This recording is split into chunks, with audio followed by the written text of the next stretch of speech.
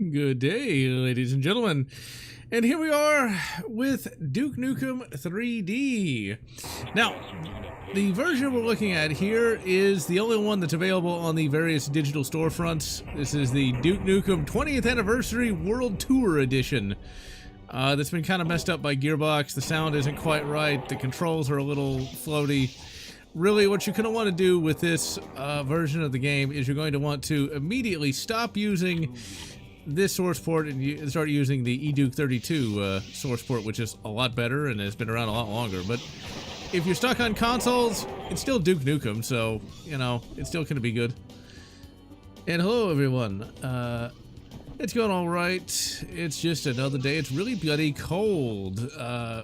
It normally doesn't get this cold in Texas. Right now it's like in the 40s. That's Fahrenheit, not centigrade or Celsius or whatever it is. It's always kind of funny talking to people who don't actually use the freedom units. It's like, oh yeah, it's 42. It's like, that's not bad. It's like, well, yeah. Alright, so Duke Nukem 3D. I started out playing the shareware version, which came on a CD. Oh my god! Compact discs! It's an interactive CD-ROM! And I played the shit out of that. And I did eventually get the full version of the game. Both me and my grandfather absolutely loved this game back in the day. And it's still good today. Like, it still holds up. I say it holds up a lot better than something like Quake. Quake really just, to me, was never that great, even at the time. Whereas this really did last. Now, of course, there are some changes in this port. The med kits have a different symbol. I never liked having to shoot the babes, which I don't do. There's a mod that can turn Duke 3D into Duke 64 where you can actually save the babes. And I'm sorry, I kind of like saving helpless females. Maybe that means I'm a white knight, oh no! Earlier, no clip for San Andreas fault because something won't trigger. Huh, I did not know that. Let's see, never played Duke 3D back then, huh? Okay, so, as a kid, when I played this, you know, I was unaware of some of the more risque elements of this game, because it never really occurred to me. So, when you shoot this, well, you're shooting it at, oh my, isn't that, a suggestive place to shoot that rocket? I just thought you were shooting a wall. Now, eventually, this actually has a parental censorship code that you can put in. Now, when this game first came out, that was not turned on. But this is kind of hilarious. I'm going to mention this in the re-review. Also, we've got mirrors.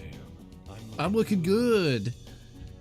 Yeah, Duke Nukem uses some sort of weird space gun, but in the actual game, you're just using regular firearms. Now, we could quickly end the level, but I want to go up here to the arcade. Now, you can easily die if you stay up there, but you just blow them up with that. Okay, so what we will find in the arcade here is a copy of Duke Nukem 2. And a Holoduke, which is kind of useless. Don't have time to play with myself. A classic line. But the thing about it is, Duke Nukem 2, I thought that was supposed to be like a sequel to this game. Because I had no idea that Duke 3D was a sequel to anything. It's like, oh, it's got 3D in the title. It's like, this is true, but you would think it's like, oh, it's Duke 1, but it's 3D. And so Duke Nukem 2, I was kind of disappointed when I finally played that. I thought it was supposed to be a sequel to this. But you go from Duke Nukem 3D to Duke Nukem 2, and, well, Duke Nukem 2 is a side-scroller. And yeah, the Megaton Edition was far superior to this version, but alas, you can't really get that anymore. I still have it on Steam, thankfully. But, like, if you wanted to get it now, well, you're out of luck. So, yeah, when I had the parental censorship turned on I was playing the third episode in the office, and my grandmother was in there. And so I beat the game.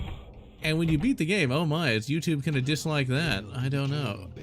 But when you beat the game, there's some really, not pixelated, but really, poor quality audio that plays of Duke Nukem engaging in certain activities. Well, when my grandmother heard that, it's like, oh, you gotta censor it now. It's like, no. That's the thing. This is the perfect game for an adolescent. Teaches a lot of good life lessons. But yeah, I mean, all the adult elements, I mean, they're all right. They kind of age a little bit because they're a little cringy here and there. But like the actual gameplay and level design was really nothing short of extraordinary. This game's also extraordinarily difficult.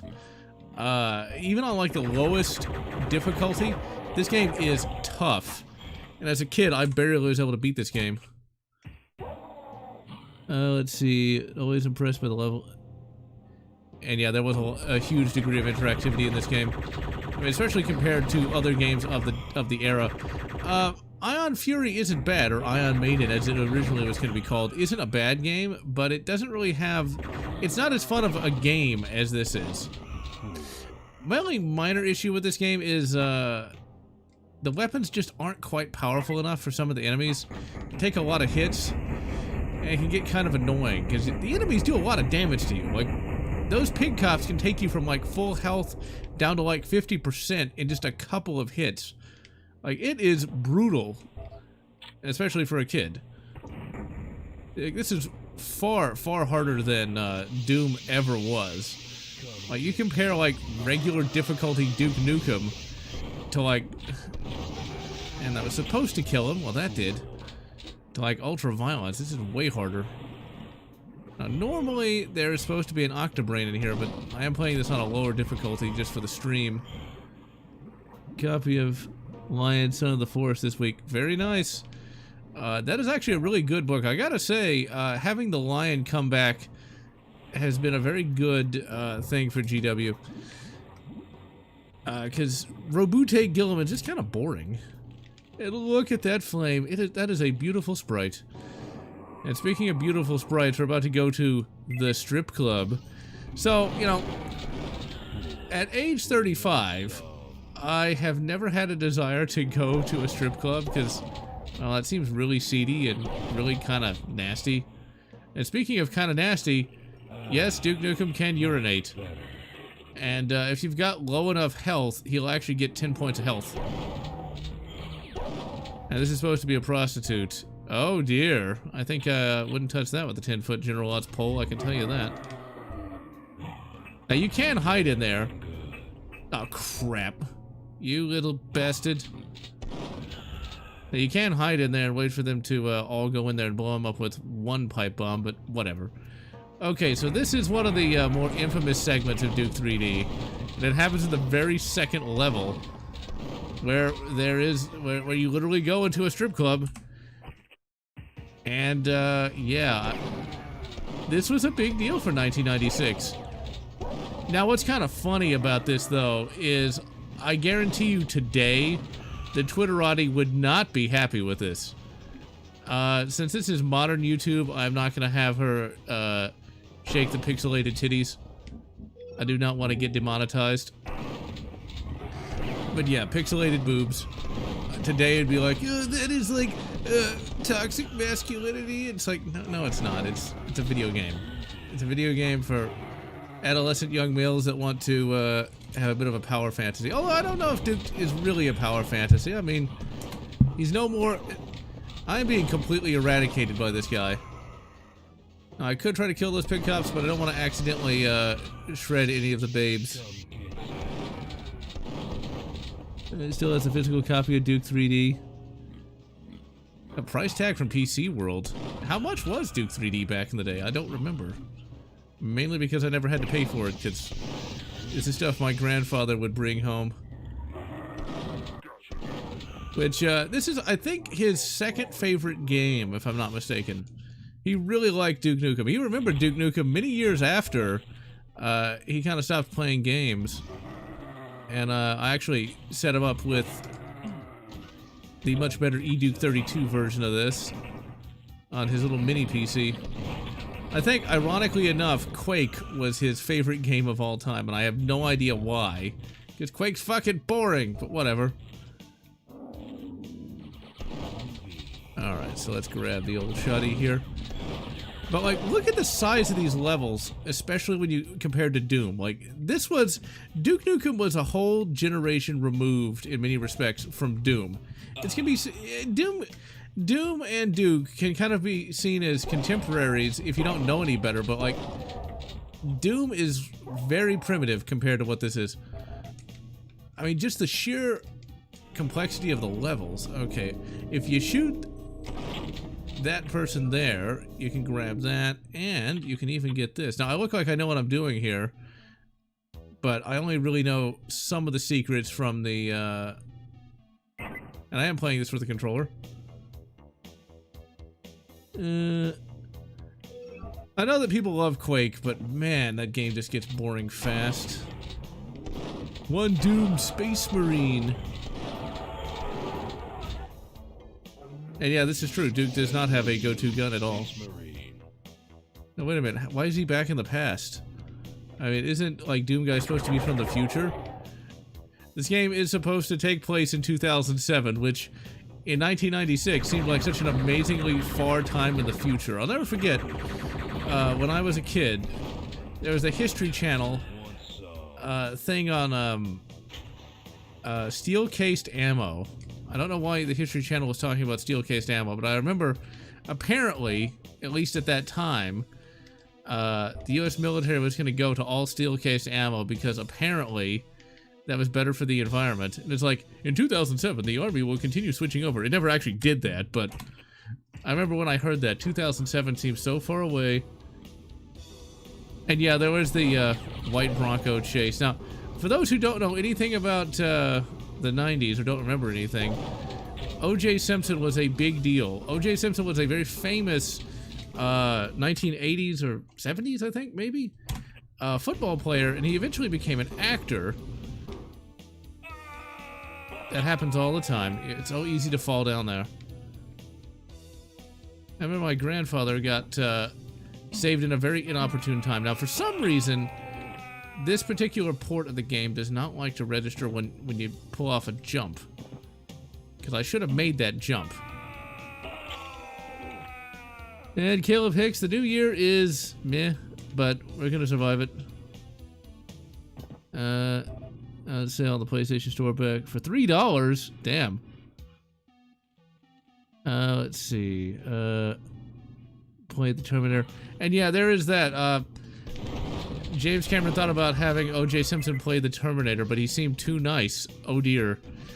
The most famous acting roles for O.J. Simpson, I believe, was Police Squad, where he played Leslie Nielsen's partner, and also the movie Capricorn 1, which is one of my grandfather's favorite movies. Capricorn 1 is a movie where the U.S. government decided to fake the Mars landings, and O.J. was one of the astronauts, and then at the end of the movie they try to kill off all the astronauts to preserve the secret. Not sure how well that would work. Capricorn 1 was pretty good. I enjoyed it well enough. I think I still have it on VHS somewhere here. Literally just Google eDuke32. I'm gonna do a whole tutorial video on that in April, I believe. But you just basically download that. You just Google eDuke32, and there should just be a website that hosts it. You download that. You take the Duke.grp file. You drop it in that file directory, and that should just work.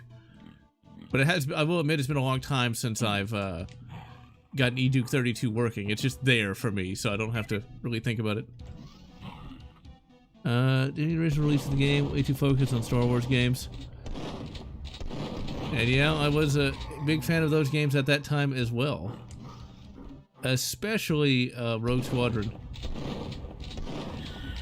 You see, my grandfather would buy a bunch of PC games for himself, and we'd both play them. But I'd also get, like, N64 games around this time period as well. So as a kid, I had all the Star Wars games for the N64. And for May the 4th, I plan on reviewing... Oh yeah, the card's just over here. It's like it's just there. They just left a key card right there. The security standards at Duke Nukem National Penitentiary are not very good. It's not very smart. Good.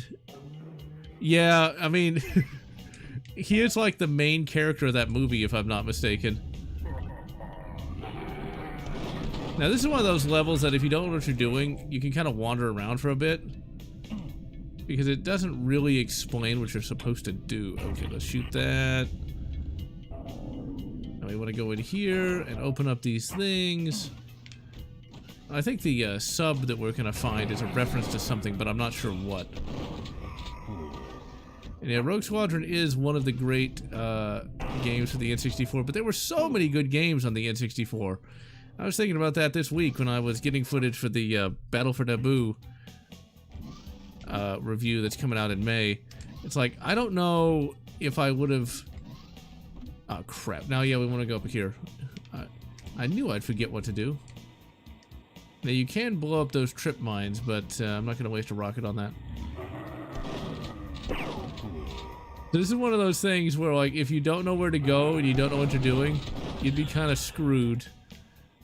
Because you got to blow up in a wall. And that leads to the rest of the level. Like, the level architecture is not bad. Now, look, if you didn't know that you could go behind that very pixelated lady, like, you'd be screwed. Yeah, this is where you're supposed to go. The next level, the Abyss, is even worse about that. Where, like, if you don't know, you will be screwed like you wouldn't believe. Duke 3D was quite different from Doom 64. And yeah, you know, nobody's done anything with Duke Nukem in the last decade. So I'm not sure what USS Dallas is supposed to be representing here. I think it might be Hunt for Red October, maybe. But yeah, Duke is pretty much dead at this point, except for mods. Which is kind of sad. Like, I think Gearbox even killed a Duke Nukem 3D remake that was being done by the same guys who did the Shadow Warrior remake. Not the Shadow Warrior remake, the Rise of the Triad remake. I gotta tell you though, when it comes to 90s first-person shooters, it's like, when you go in 2.5D, it's Doom and then this. Like, god damn, this game is good.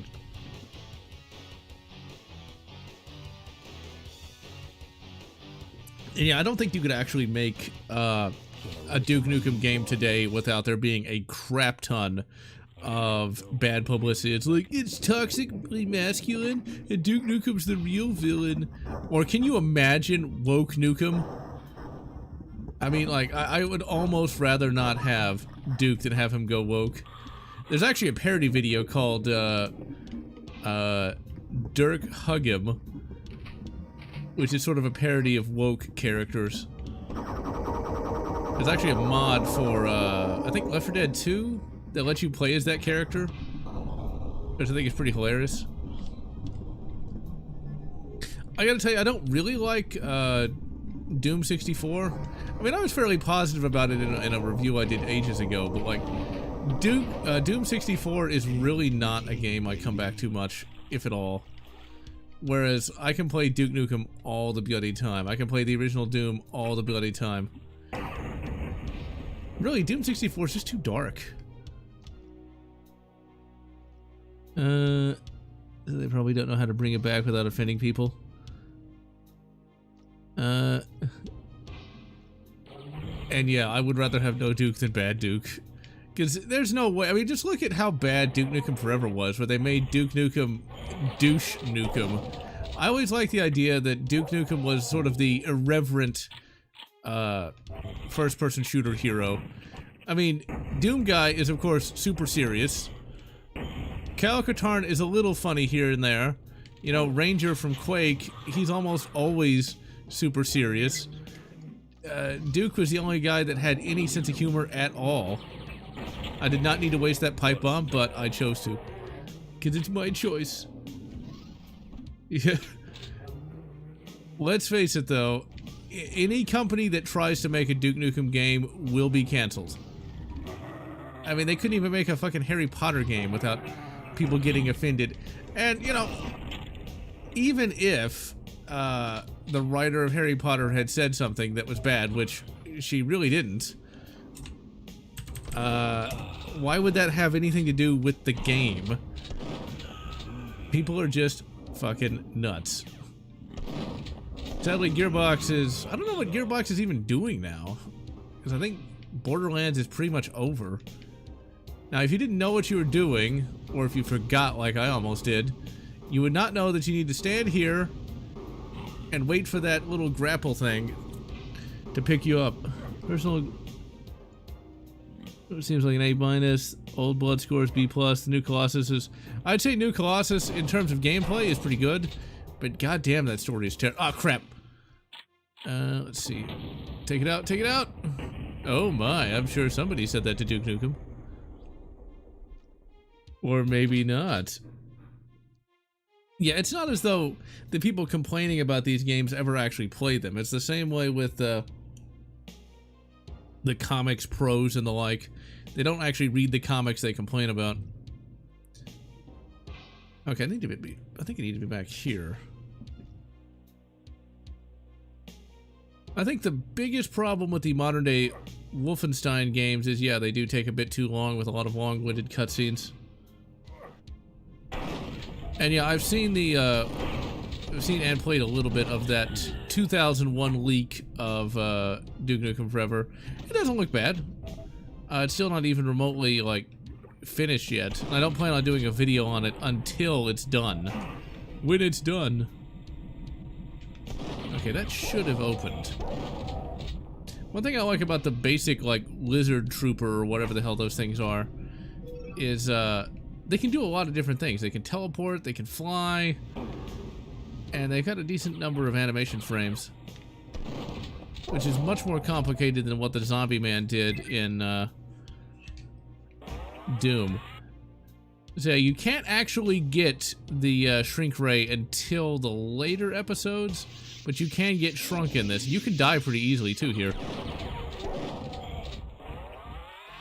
Okay, wait a minute. Now I needed to do that switch, and you can die if you grow harder as you go through that little thing there. Now the question I have is, how would you get here normally though?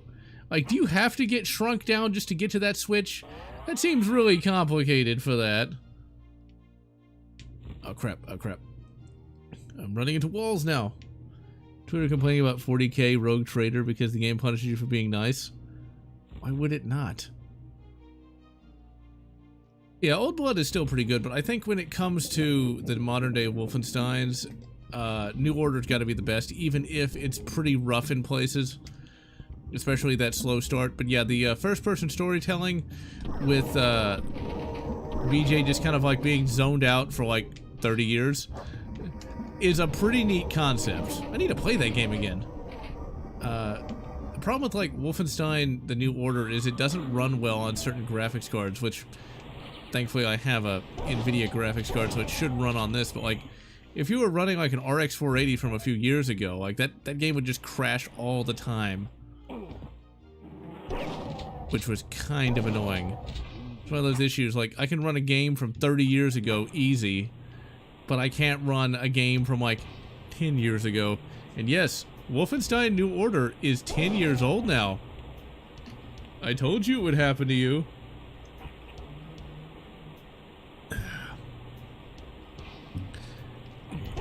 Wolfenstein Youngblood is one of the worst games I've ever voluntarily played. I mean, it, to me, completely destroyed the Wolfenstein franchise, because BJ's daughters are pretty terrible, and that gameplay is god-awful. This part was always kind of hard for me as a kid, but really it's pretty easy to figure out how to go through here. Now, in '96, what we're about to see was really bloody awesome. Okay, let's get out the old Ripper here. Okay, this was cool back then. Like, the idea that you could actually have those rotating turbines, like, that was some level design that you just did not see. That's one of the problems with Quake, is that the level design in that is just so blocky and boring. Let's see here. I have no real interest in playing Rogue Trader just because I don't really like top-down RPGs. There's just something about them I don't like. The only top-down RPG I ever really enjoyed was Diablo 1 and 2, and a little bit of 3. Funny enough, Diablo 3 was the first Diablo game I ever fully completed.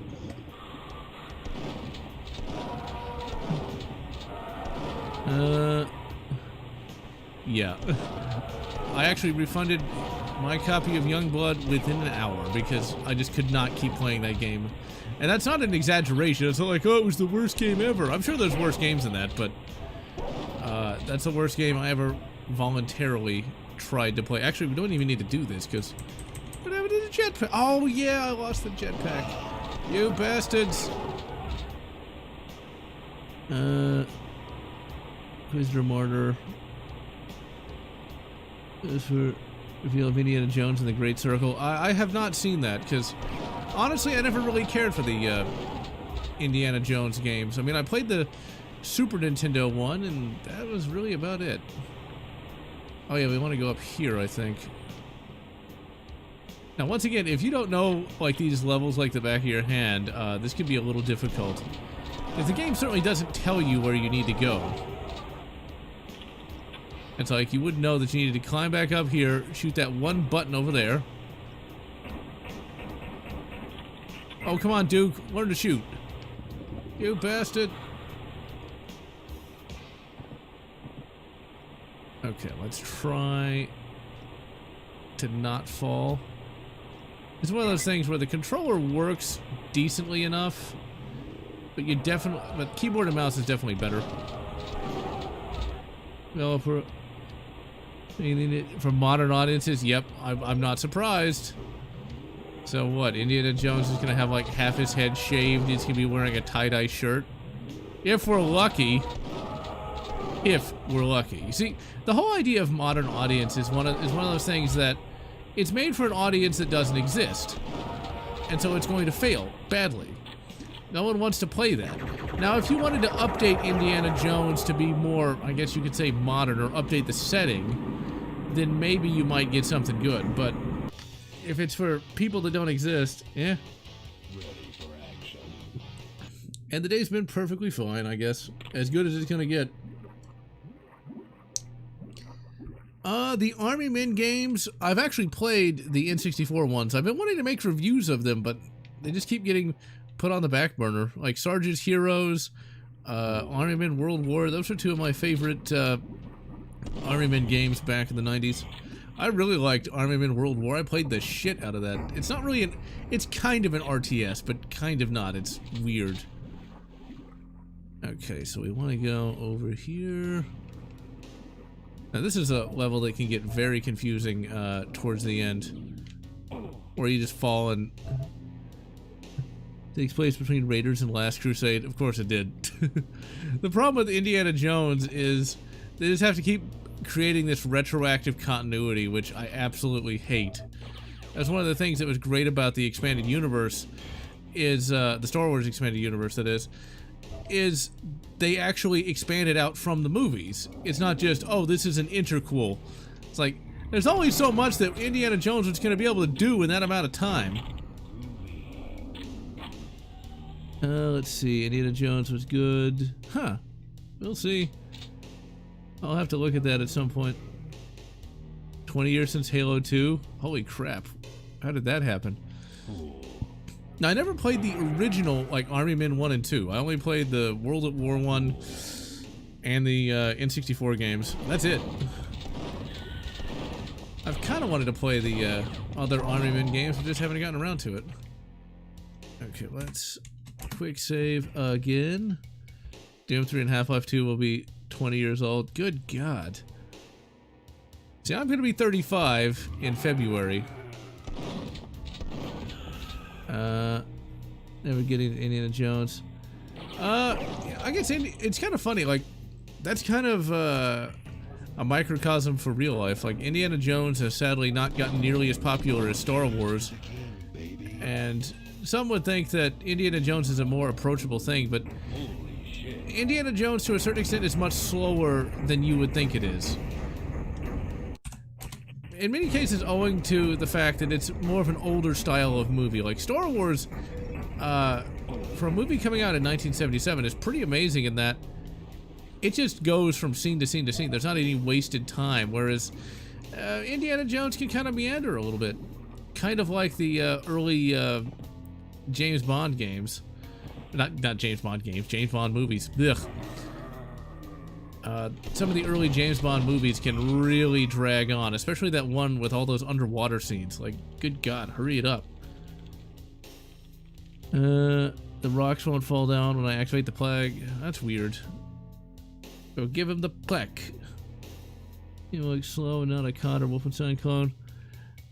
Yeah, the only Indiana Jones game I've ever played is the Super Nintendo one. In fact, I have a legitimate cartridge of that I bought before retro games became very expensive.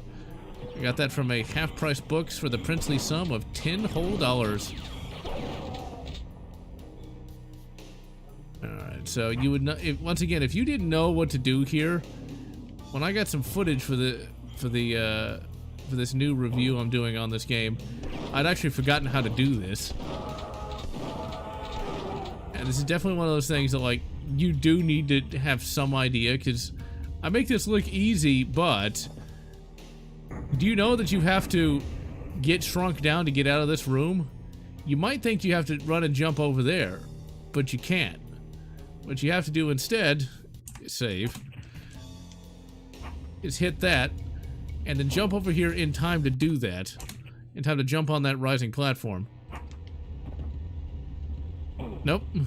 I swear, sometimes it just does not register my button press. And jump! Haha.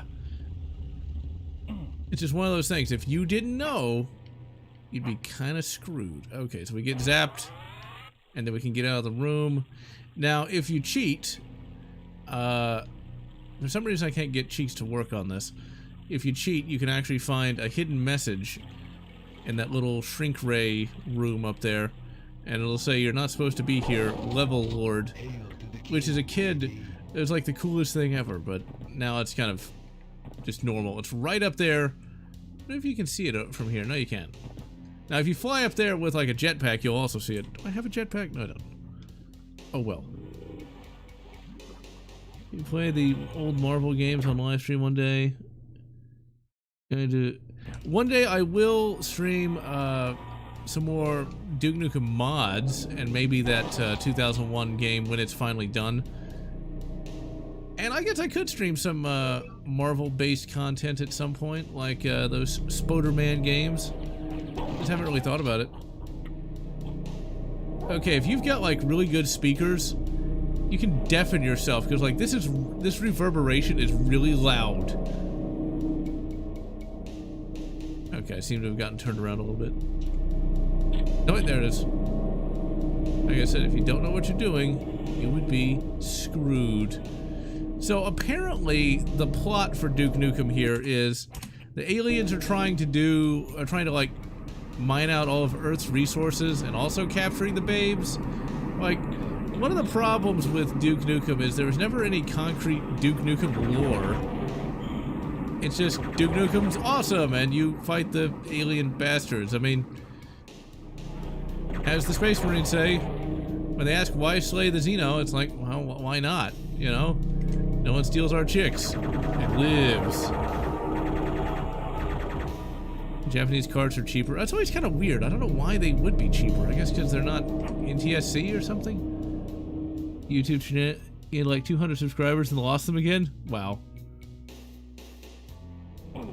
Alright, so now getting close to the final boss of the shareware episode. So, as a kid, going through this, like, I'm just blasting through this like it was nothing, but man, going through this, even on the easiest difficulty, this is one of those things that, oh yeah, this was like really fucking hard. So, what we're fighting here is a Battle Lord. Now, the Battle Lord is tough here, but he eventually becomes just a regular enemy. But I think it's one of the biggest missed opportunities for Duke. Duke needs to have a little bit of setup. But sadly, Duke Nukem just doesn't have much of anything. The only cutscenes are at the very end, and they don't really tell you much about what's going on. It's like, why are they here? Why are the aliens? Oh, crap. So I could take the steroids. Oh my. So like, this guy's a bullet sponge. But I think we almost got him. Like, we've hit him a lot. So you can chuck pipe bombs at him, but there's plenty of RPG ammo. I gotta say, this thing is a lot harder to kill than those Barons of Hell and Doom. I'm just saying, like, this guy's got a lot more health. Like, a lot more health. I'm Duke Nukem, and I'm coming to get the rest of you alien bastards. Now, if you played Duke Nukem 2, you'll notice that the writing is very similar to that game. After wiping the blood and brains from his boots, Duke explored the alien ship. Monitors showed a titanic alien ship hovering above Earth, with dozens of smaller ships offloading green cocoon-like pods. One showed them in close-up. They all held women, still alive, just like the ones Duke encountered. Duke glowered in the pale green monitor light and set the auto-destruct sequence on the alien ship. He stared at the screen once again. No one steals our chicks, sneered Duke, and lives. And so that's, we're not actually done, but that's the first episode of Duke Nukem. Like, it's easy to see why Duke got so popular. Now, we're not going to play through all of Lunar Apocalypse. We're going to play through a little bit of it. And then we're just going to move on to the third episode, because I don't really like the second episode that much. And that was so awesome back in the day, seeing that ship fly by. So this implies that Duke Nukem knows how to fly a space shuttle. I mean, he's kind of like James Bond, but blonde. So, James Bond. I had to do it. So, of course he can. That actually reminds me, I did actually meet a Duke Nukem cosplayer at a con a couple years back. And he actually had the voice down just right, too. It was pretty awesome. So Duke is still popular in the hearts of fans everywhere. I like to play on simple... Well, Duke Nukem 3D is hard. Like, that's not really a wimpy difficulty if you play it on, like, the lowest difficulty. Also, 69 health. Just had to point that out. Like, even on the lowest difficulty, you're gonna die a lot. Oh, Marathon. Ugh. One day I will have to force myself to play that game, but man... And see, I'm just getting blasted. Since I don't have a shotgun yet, I'm just getting shredded by these guys, because they take a crap ton of hits. Now, it might seem a bit overkill to use a rocket here on these things, but they do take a lot of damage, and they're all throughout this level. Now, the levels here are even more complex than what we just had. Like, there's a lot of verticality, as they say. Also, there's the space shuttle. Poor space shuttle. It was the best we had. And that's pretty much all we're gonna have for a while. Okay, let's blast him. Really? You bastard. Speaking of space travel, there's a show I kind of tepidly recommend called For All Mankind. It's a show on Apple TV, which I didn't even know was a thing. But I've been watching some of the clips of it on YouTube, and it looks kind of interesting. It's basically, what if the Soviets beat America to the moon, and somehow that means we're gonna have an asteroid... Oh, I don't want to spoil that, I guess. But it basically means super advanced space technology by 2012. Which is kind of interesting. I'm not sure the Soviets could have actually made it to the moon, even if they tried. I've seen pictures of what their lunar lander was supposed to be like, and hoo boy, yeah, it looked pretty horrible. And this is a bit of a spoiler, but I don't know how many people can even get Apple TV.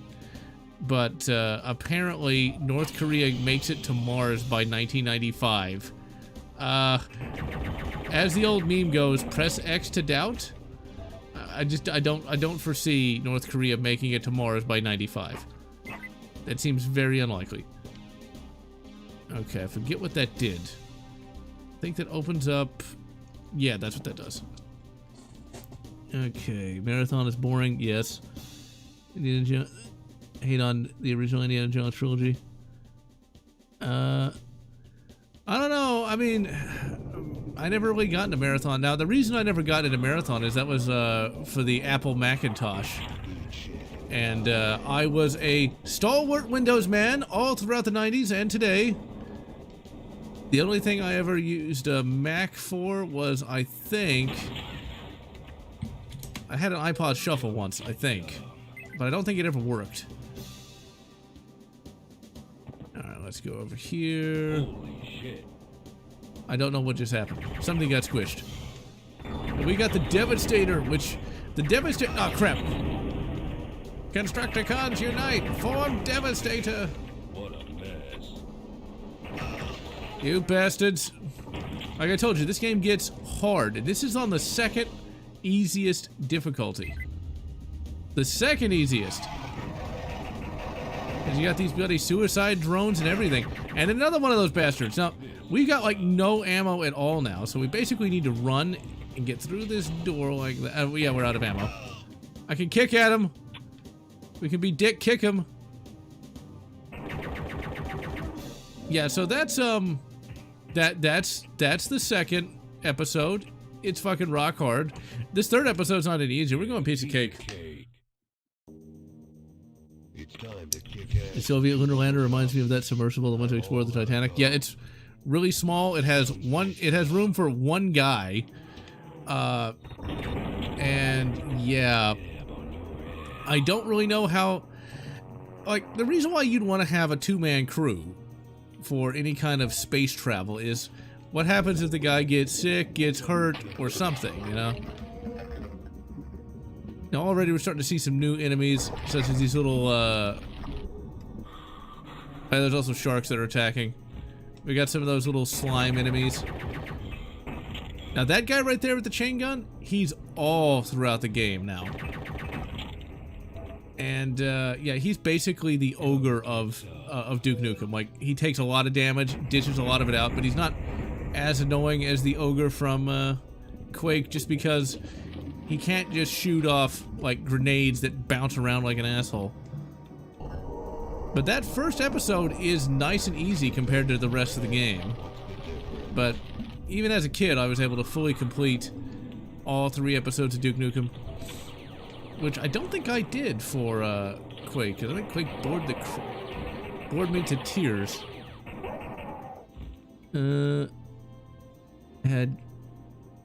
And yeah, if Apollo 13 didn't have that many people on it, yeah, they would have been screwed. That's one of those things that the Nostromo was very understaffed for what it was, but it makes sense because it's a movie. I'm willing to forgive that, because they can't have a massive crew, because that'd be expensive. I think when it comes to certain movies, you just kind of have to ignore that and be like, well, you know, in the real world, it would have been slightly different. And also, like, with Alien, they kind of had to make it to where they couldn't use any of their weapons, like their laser pistols, which they are canonically supposed to have. Dark Forces Remastered. And yes, I will be streaming Dark Forces Remastered. I'm really looking forward to that. And you better believe, Zoloft dependent, I did like Quake 2 a whole lot more. Now, where is that key? I think I might have just missed it. But yeah, I'm really glad to see Dark Forces get remastered. I remember when I first did my review of that, you couldn't even get it, like, there were no, I don't think Dark Forces was on any digital storefront at that time. And I remember having to get it off the disc, my disc from 1995, and basically running it with DOSBox. I mean, and it kind of worked. Kind of.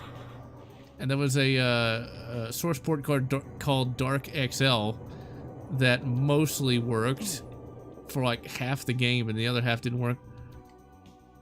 Now, was there a table we had to jump on or something?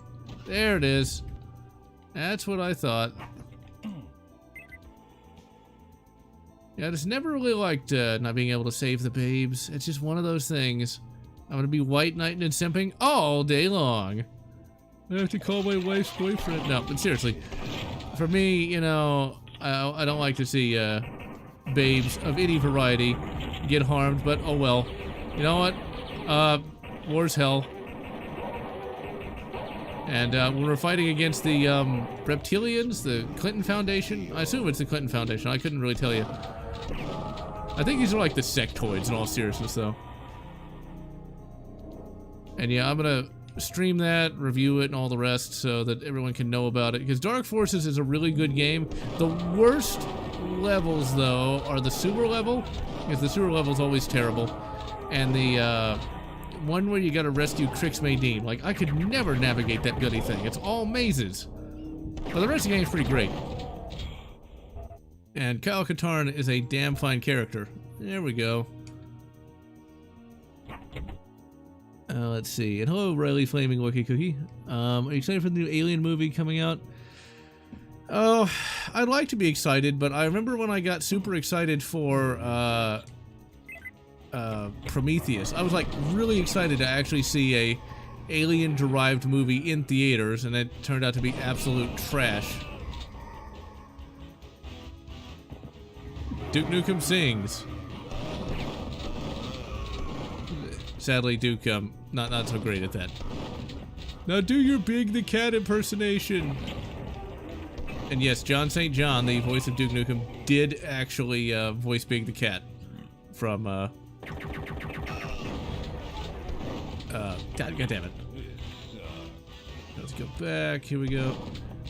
Now, if I'm not mistaken, this rewind feature actually comes from the Xbox 360 port. Which, you know, it's not bad. It's not bad. That's one of the few benefits of this port, but yeah. But yeah, John St. John, the voice of Duke Nukem, did voice Big the Cat in Sonic Adventure, which is such a weird thing that the Duke Nukem guy also voiced a talking purple cat, or was he blue? I can't remember. I haven't played Sonic Adventure in ages. See, the Dark Forces is... Yeah, it'd be nice if we had Dark Forces 2. But then again, you know, there's plenty of mods that make Dark Forces 2 work. Although I will say, getting the mouse to work right in Dark Forces 2 is really annoying. Rogue Squadron Remaster! I want that! Prometheus and Alien Covenant have officially been removed from canon? I really hope so. Because good God.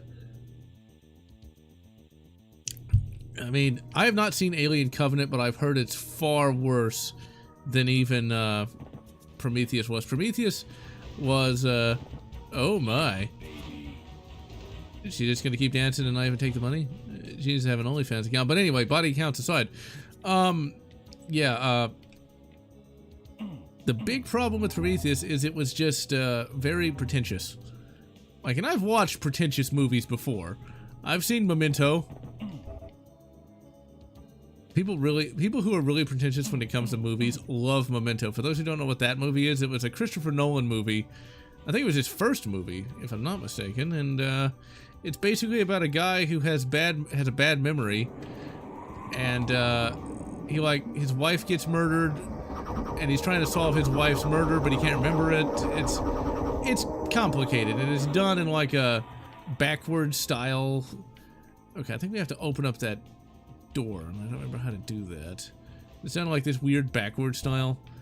It's not as pretentious as it sounds. It's actually pretty entertaining. But all the pretentious movie people really point at it. It's like, it is like the most genius movie ever. When in reality, it's just a pretty okay movie. Okay, I think we have to jump out. Yeah, we gotta go over here. And blast that asshole.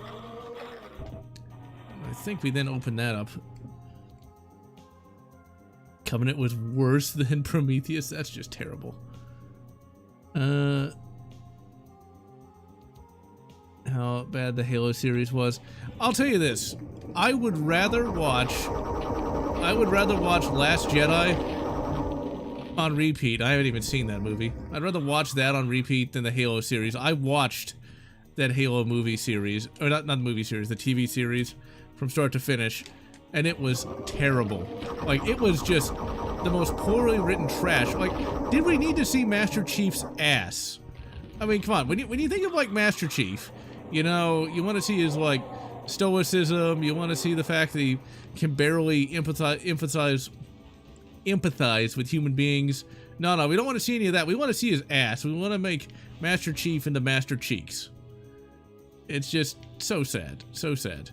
And of course, Master Chief gets laid. Why would... I mean, it's like, really? This is Master Chief. Who do you think this is? Duke Nukem? Oh, crap, I'm so dead. I'll hide behind the door. Now, I want to remind everyone, this is actually on the easiest difficulty. This is the easiest you can play this game on. And there's this many powerful enemies on the easiest difficulty. 3D Realms wasn't playing around. Don't really need to open that, but we'll do it anyway. Now, thankfully, we already have a Duke Nukem movie. It's called Fifth Element. I mean, come on, you know. Bruce Willis looks exactly like Duke Nukem.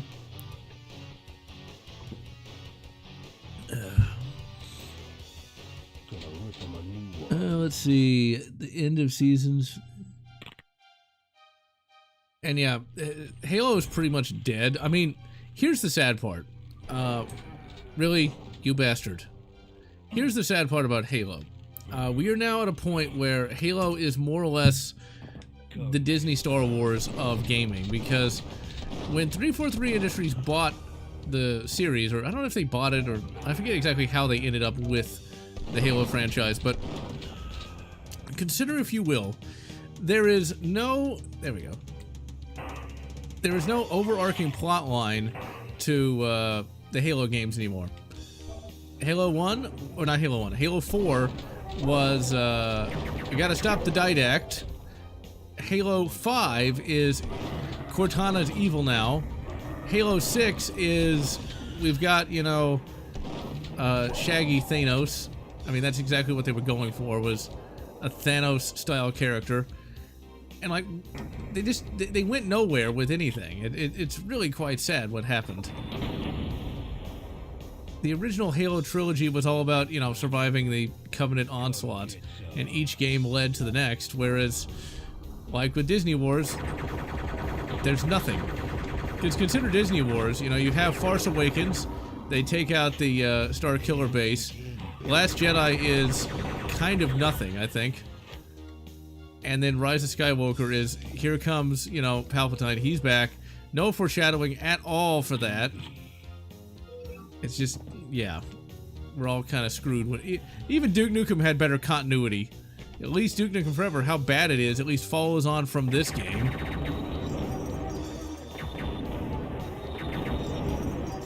Let's kick some ice. Literally. Come on, smack him. There we go. Like how the blood is blue, like it somehow. He's got a blood icy. Let's see. Yeah, Halo 4 was in fact the best of the 343 games. I will agree with that. I liked Halo 4. Let's see here. Microsoft then. So it's Micro Shaft, okay.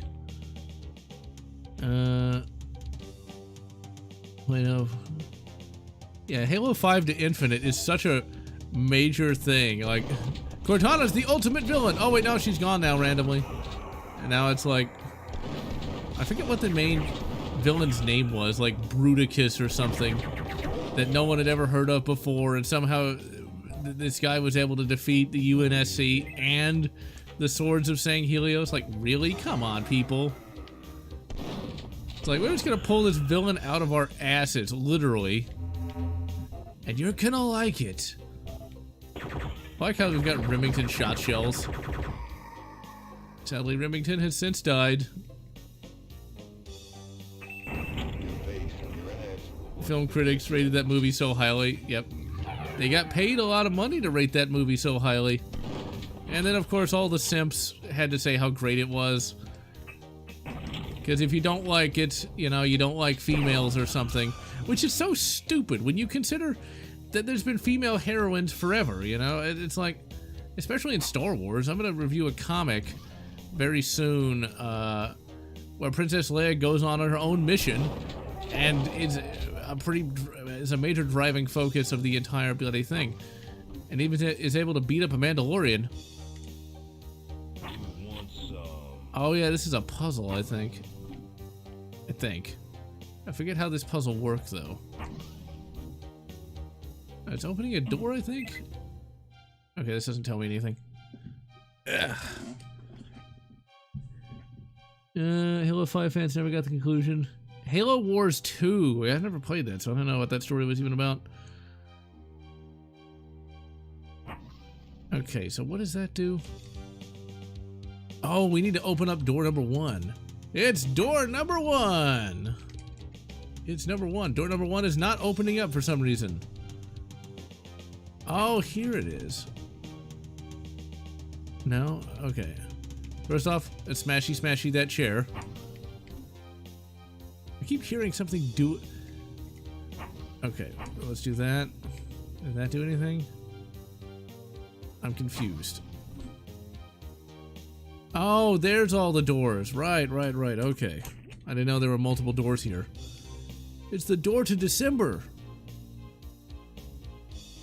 Okay, so... No, that didn't do it.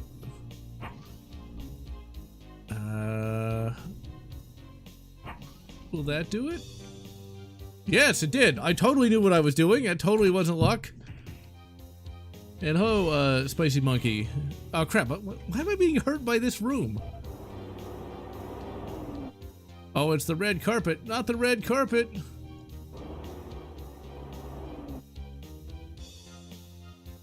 Okay, I do not... It's been a long time since I've played this third episode, so I'm not as familiar with this as I am that shareware episode. The shareware episode is one of my favorites just because it is much more straightforward and not as punishing. Because as you can see, this is not easy. But then again, you know, it's 3D Realms kind of pulling out all the stops, trying to make the best game they possibly could, and that's something that developers need to kind of remember, is their objective is to make the best game they possibly can and not worry about more representation or anything like that. It's like, we don't care about your political cause, make a goddamn game, please. I do not know where did I go just now? Okay, I think I opened up a door somewhere. Let's see. Halo Wars game. Open the blue. Yeah, Dawn of War 1 and 2 never did get console ports, did they? I mean, they could definitely do that these days, and that would probably give Warhammer another shot in the arm. Games ending on cliffhangers. Well, I mean, it depends on the franchise. Like, Gears of War, I think, actually had a definitive ending, and Halo had a definitive ending.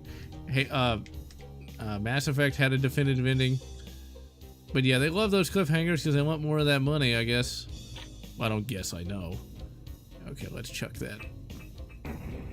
Oh, come on, that should have blown that up. Alright, now that opened up something, but I'm not sure what that opened up. And see, back in the day, I would usually have just cheated past this level. In fact, we might actually move on if I can't figure out where to go. And just skip a little bit around here, because these do go on they don't really go on over long. It's just they really wanted to challenge you. It's a well-designed challenge, but it's a challenge I wanted to be able to do. Okay, so I think we want to get the red key in here. And so that opened up something. Yeah, eventually I need to do a video on first-person shooter philosophies. It sounds really pretentious, but it does actually have a point. And that there's very different first-person shooters out there. Like, this is very much a skill-based first-person shooter that's kind of centered around exploration and puzzle solving. Whereas there's others that are just pure action, like the Time Splitters games. Okay, so... let's see, what is that? Duke Forever, Ion Fury sequel, not expansion. Phantom Fury, haven't heard of that. You live and finally unite. Okay, I'm just gonna keep getting hurt by... Oh crap, I'm stuck. Oh, that's what that switch does. It's if you... fuck up. Okay. Well, we need to go... and do random Duke butt stomps on these buttons here and hopefully find a place to go. Publishers were highly presumptuous. At least Turok 2008 had an ending. At least it just ended. You know, they defeated the T-Rex, they defeated the private military contractors. Turok learned a lesson about how to embrace his people, and they fly back to Earth. The end. It's like we didn't really need, you know, a whole Space Turok franchise.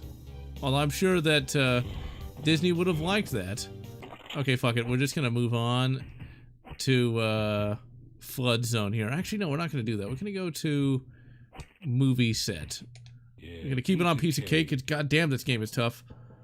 Damn, that's the second time those alien bastards shot up my ride. Yeah, I mentioned that in the review of this port here about how Duke Nukem just kind of has to temp for other games. Because yeah, Duke Nukem did show up in Bulletstorm, and sadly Bulletstorm is kind of an obscure, kind of crappy 2010 era FPS, and that's all the work Duke can get now. In addition to, you know, showing up in crappy games like that, he also is primarily just kind of like chilling on Serious Sam's couch. Alright, so like I said, this game gets really tough. Like, we could not even find that bloody red key, and I gave it the good college try, right? The good clown college try. And Duke Nukem's rides get shot up all the time. He just can't catch a break. He's got really bad insurance. Alright, let's see what we got here. One of the sad aspects of Duke, though, is it just doesn't have a very good soundtrack. Like, you've got Grab Bag, and then the rest is just kind of atmospheric. It's like, I can think of no tracks other than Grab Bag that are actually memorable. Weirdly enough, though, the PlayStation 1 version of the game had a much better soundtrack than the PC version. I guess that's one reason to get the PlayStation. Although I'd hate to trade, you know, GoldenEye and all the rest. But you can definitely see some of the roots of this game in Rise of the Triad, especially a lot of the level architecture and the key hunts and the like. Like, this game makes you really work for those keys. The Protozoid Slimers. Just smack them. Okay, that's nothing. That's ammo, but I think this does lead us to somewhere. Yep, it does. Duke Nukem Manhattan Project is backwards compatible. Awesome. I think you can also get that on Steam as well. Or at least you could at one point. Yeah, NASA Moon Base. Sadly, we're probably not going to see that in our lifetimes, but it'd be nice if we could. From what I've been told, the reason why we haven't been back to the moon is there's just nothing there to really do. It's just not really economically viable to build a moon base. The resources we could get from space we can get here. I'm not sure I really buy that, but whatever. It's better than just, you know, a cultural malaise. Put Doom Eternal songs in this. Hey, you know, that could work. I mean, I rate Duke Nukem a lot higher than Doom Eternal, though. Like, Doom Eternal is fucking boring compared to this. My problem with Doom Eternal really is, those arenas get so old so fast, and on top of that, keep trying to climb up here, but keep falling off. Okay. Ah, fuck it. Okay, there's no key up there that I can see. So like that first episode, you can find the keys so easily. Here, not so much. I think this is just going to be a secret, which is great and all, but if you're trying to find the key to the door to December, it would be nice if it was somewhat doable. But see, going to the moon is still a major accomplishment. I mean, you basically take somebody from a planet and put them on another planet, although the moon is very small. I guess you'd call a moon a planet, but still. Okay, I did find the yellow key. I don't remember finding that, but it's still a major accomplishment in the realm of human endeavor. I mean, consider that in 1903, that's when you first had basically a powered kite. And then you've got a rocket the size of a 30-story building that can fly from the Earth to the moon. It's a big deal.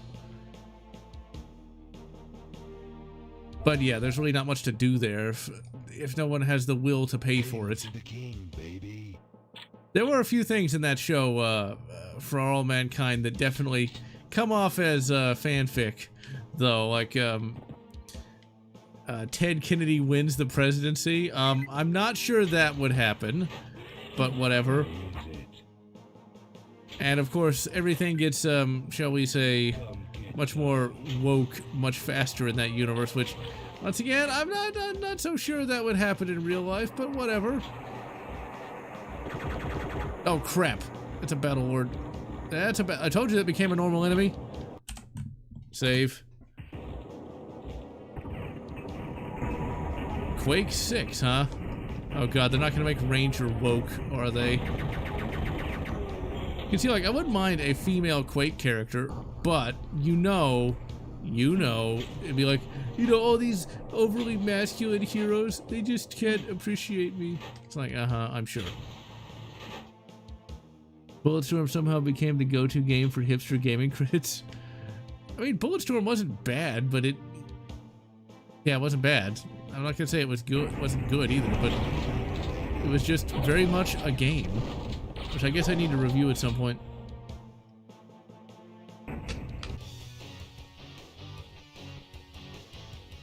Ready for action. See, this game was kind of a bad influence on me because, as a kid, I never swore, because back in the 90s, kids did not swear. I'm sure they swear all the time these days, but back then you were not supposed to swear. And the one swear I once triumphantly yelled when everyone was asleep was bitchin'. And I was so embarrassed when I said it. It's like, oh no, did anyone hear me saying the bad words? Once again, I'm sure many kids age 8 and under are shouting fuck with wild abandon, but still. Bitchin' is just a weird thing to say, though. It's like, it depends on the context and how you use it. It's like, yeah, that was bitchin', man, or stop your bitching, you asshole. It's the same word and means something very different each time. Okay, I'll go ahead and blow these up. There we go. Bulletstorm is 10 years old. Good God, time flies. And I'm doing alright to Zoogenesis. You can easily be killed by these subway train cars. Mass transit! Screw that, I want the Duke Mobile. And the Duke Mobile does show up in Duke Nukem Forever, and is absolutely terrible.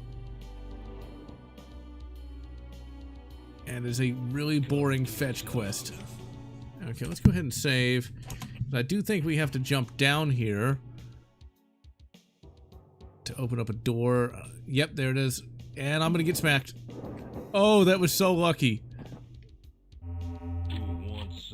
Okay, that was utterly pointless, but whatever. This is not the best realization of a subway car, but it was 97. Alright, okay, come on. I know the second I jump out there, I'll be squashed. Let's save, and we'll just jump on there like that. My favorite video game subway car has got to be from Doom 3.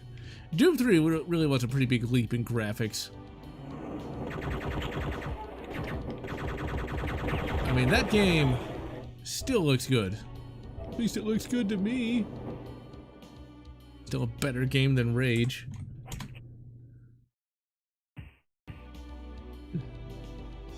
Oh!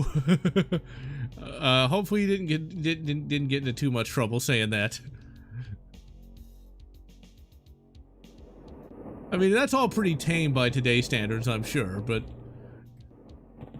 at one time, kids were expected to act a certain way, and that wasn't swearing like an asshole. I mean, not having actually been around sailors, I'm not sure if they swear any more or any less than other people, but, you know. Okay, I don't think we need to go back there. I think first let's grab that health. Okay, I think I know where that blue door is going to be. Yeah, how are you supposed to know if it's bad?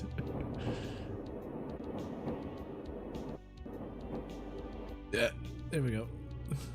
Come on, don't crush me, train. Let's see. Henry Cavill. Blood Angels and Salamanders. I get the feeling that when he does a Warhammer thing, it's probably going to have a lot of Ultra Smurfs in it.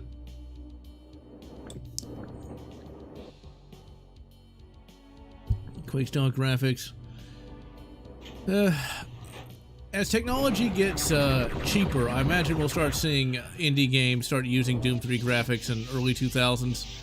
The problem is, we kind of got to reinvent the wheel. You bastard. Okay, come on, game. You're gonna spawn that right behind me? Also, it doesn't actually say LAPD. It says Lard, because, well, Pig Cop.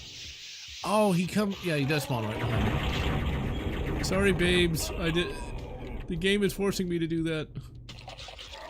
Okay, we're just gonna pop around the corner, blow that up. Yep, there they go. I didn't know they spawned all those goddamn octobrains. But yeah, I know it's a common thing these days for kids to swear in front of their family members and everything, but like, no, I still don't do that, and I'm 35, so let's go ahead and save. Okay, we're gonna turn around, and that battle lord's gonna be right there. You're gonna spawn camp me, you little bastard? It's not spawn camping, but we're gonna say that because I just think it sounds funny. Okay, let's grab that. All that to get a key? Really? That seems like a lot of effort for a lot of nothing, but whatever. Acted the way kids today acted when I put me in early grave. Yeah. And yeah, the non-BFG edition is the best, but I do want to make a video on the BFG edition anyway, because like the BFG edition is kind of important because it's a good gateway into Doom that a non-PC player might get. Might only have access to that, so yeah. I'm recognizing the utility of consoles these days. If only you could save the babes. Thank you, Nintendo. Nintendo does what DOS don't. Alright, so yeah, Quake 4 is sadly forgotten. I got a review of that. Even I hated it, but in the intervening time, I like it a lot more.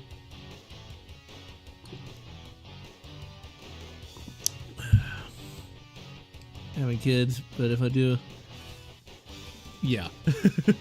You generally don't want your kids to swear too much.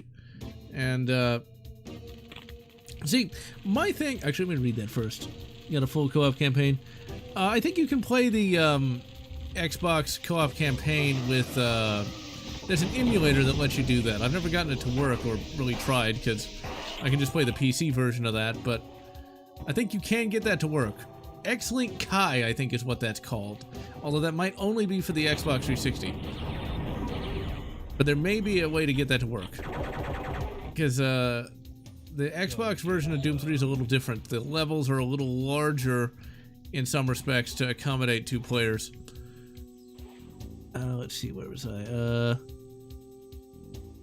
And yeah, the keycards don't show, which is kind of a problem. I think eDuke 32 fixes that. I think. I'd have to actually check, though. It's like, that's such an easy key card to get. It's just right there.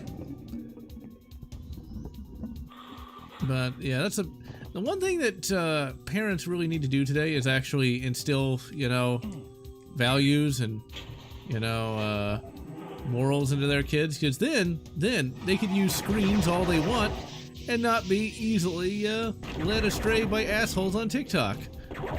It's like, I had access to the internet from an early age, although when I was first, well, alive, the internet didn't really exist in a usable form for a kid, but once it was, you know, I wasn't, you know, like, turned into some sort of strange creature like what you see these days. Because I actually had proper morals and values and stuff like that. That's why Duke Nukem was not really that bad of an influence, even if I did shout bitchin' at the top of my... Well, it wasn't really at the top of my lungs, but still. Okay, you bastard. I actually knew what to do and what not to do. I knew what was right and what was wrong. Going to strip clubs? Wrong. Well, is it really wrong to go to a strip club, or is it just tasteless? I mean, it's one of those things. But still, though, not can be going to a strip club regardless. Doom 3 is October. Shotgun is the worst. Okay, you know, I know that everybody hates the shotgun in that game, but it looks cool and it mostly works. I mean, you can kill an imp in 2 hits with that. But yeah, it is pretty weak in comparison to other ones. It's like, you're really supposed to use the other weapons, but eh. I like the way that shotgun looks. And you can kill an imp in 2 hits. Sometimes. Most of the time. Adds Doom 3, Quake 4. It would be nice, because, like, playing Wolfenstein 2009 is not easy, since it's not on any of the digital storefronts. There was a time I could have gotten a copy of, Wolfenstein 2009 from a used bookstore for like $10, and I'm kicking myself for not doing that. Alright, now let's just drop a bomb. An F-bomb! Don't stand so close to the explosion, apparently. 5 hits? Okay. Maybe it's worse than I remember. I haven't played Doom 3 in a while. Okay, you little bastard. So I'm going to stream a game in a couple weeks called Turbo Overkill. Now, what this guy is saying, if you can't hear him, is saying suck it down and shooting missiles at you. Now, in Turbo Overkill, there's a rocket you jump... Well, in a cutscene, there's a rocket that, like, the character jumps on that says suck it down. I like that little reference there. It was nice and subtle, unlike what you normally get these days. Oh, it was. Well, Griffin, I am sorry that it was a bad experience. I imagine that the strip clubs are pretty seedy and kind of nasty, and, like, I imagine the females aren't particularly, let's say, palatable. Because, well, yeah. It's like OnlyFans girls, except they're there, and you can see the misery firsthand. The new levels, the gearbox intro, and the rewind feature. The rewind feature isn't bad. I will give this port that. The only reason I'm playing this port is for the console players, and this will give them... Because really, if you're on the PC, just play eDuke 32. Just download that, put the Duke Nukem configuration file in there, and you're good to go. But if this is all you got, it's not the worst. Let's see. Drop imps at 2 hits.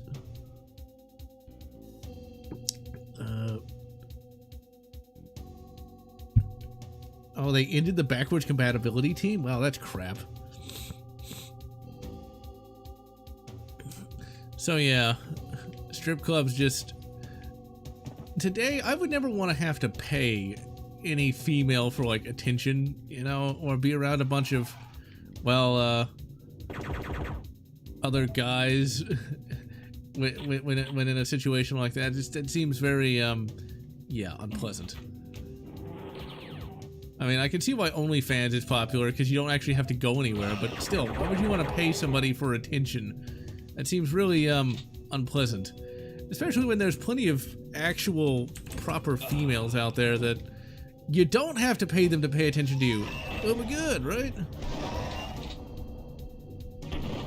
But the idea of OnlyFans has been around for years, because I am aware that there are people that go to those strip clubs that, like, pay more money to these females for, like, extra special attention. Oh dear. Once again, that just seems kind of nasty to me. It's kind of gross.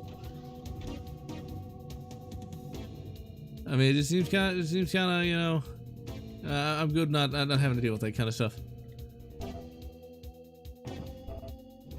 Although I think, like, OnlyFans is starting to get kind of screwed because people are kind of recognizing the grift, apparently. I love how grift has become part of the modern day lexicon. That's like something that's really old from like the 50s, if I'm not mistaken. I very well could be. Alright, we're gonna actually kill the Battle Lord in a minute. Because I'm actually starting. God damn it. I fucking hate these guys. These are the ogres of this game. Because look at how. They look like regular enemies, but they take so many hits. And those chain guns hurt so much. They have emotionally devastated me. How dare you? I don't want the RPG. What is the point of this room? Okay, that does that. So I should probably... There it is. There it is. Now, if you didn't see that, you'd be wandering around for hours. And Shadow Warrior's even worse about that, too. Let me grab those health. Yeah, but I don't think I have the shrink ray for some reason. Gotta rip him a new one. Oh yeah, Hotel Hell. Ugh, I hate this level. Okay, let's go ahead. We'll save that for later. And let's go... Okay, if you go immediately to Duke Burger, you'll be screwed because there's a bunch of tanks there. You need to actually have proper weapons. We're gonna skip past that cutscene because I don't know if YouTube will try to demonetize that. It's basically prego fetish. There's a female giving birth to an alien queen. Oh my, that didn't get me into trouble when I was a kid. It's like, what are you playing, John? Like, oh my, nothing. In 1 second. That's more than 1 second. Now, of course, this level here is a reference to Mission Impossible, which it was originally a 60s show, but then eventually became a movie with Tom Cruise in it, which I've never seen, believe it or not. I have never seen Mission Impossible, be it the 60s show or the late 90s movie. I've never seen it. The closest I got to Mission Impossible was playing the N64 game, which was remarkably good. I know people hate on it, but I liked it. Now, this is where the levels get really complicated and really difficult. It's like, just getting through this level, not gonna be easy. Not gonna be easy at all.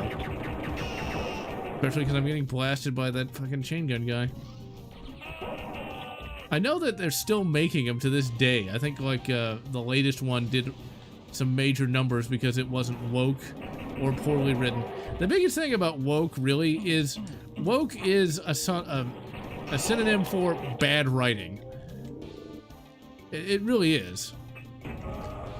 Here's my thing, like, if you had all of my representation and stuff like that, and actually told a coherent story that was legitimately good, I think people wouldn't care, but the fact that they push the message so much, they end up writing a bad story that no one really wants to deal with. Alright, let's chuck that in there. It's probably one of the reasons why movie theaters are doing so bad is that, you know, you've kind of seen the demise of the date night movie. Like, nobody wants to see that trash. I mean, you don't really need to make a great movie to get people to watch it. I like the fact that this sink, it's just this huge. Really? Why would you design something like that? Why would you put a force field in front of that like that? Why would you do that? Seems a bit overly complicated for what that is. Hexen, oh man, Hexen is pretty great, but believe me, it's gonna be rough the first time you play it, because figuring out where to go, you think it's bad in Duke, Hexen is even harder than that, and Hexen 2 is worse still. I've already done a review of Hexen and Elite Force. Elite Force is a damn fine game as well. A bit easy, though. A bit easy. I actually have the entire Voyager cast for that particular game. And they actually don't phone in their lines too much. I mean, Voyager's really overplayed these days, though. And I know why it's overplayed, because I'm a female captain, and that's the only reason. Voyager was kind of trashed here for a while. I mean, nobody really cared much about it, but like major Star Trek fans like myself. But now it's all that'll be talked about. You know, they can't talk about, you know, Captain Sisko because my straight male and all the rest. I do not remember the final boss at all, but maybe he was? I just remember that whole game being pretty simple to get through. Okay, I've now reached the point where I don't know where the key is. Do we go over here? Yeah, there we go. No, we did not. Okay, where the fuck do we go? Okay, we may just give up and go to another level. Because see, like, unless you really want to put in the time, beating this game, of which I've done on many occasions. I've beat this game more than I've beat Quake, I can tell you that. Who wants some? Popularity assigned. The blue key is in the bathroom. Did I somehow miss that? Do I have the blue key already? I do. Wow. This HUD is really shit. It's like...